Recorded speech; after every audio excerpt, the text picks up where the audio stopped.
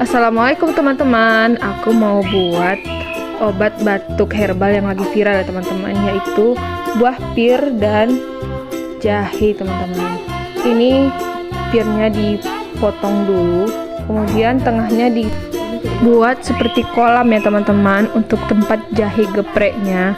Nah ini aku masukin jahe gepreknya, kemudian ditutup lagi dan dikukus sekitar 50 menit ya teman-teman.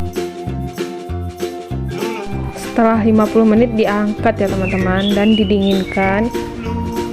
Kemudian ini udah dingin, aku mau ngasih untuk anakku. Mudah-mudahan cepat sembuh ya batuknya kakak.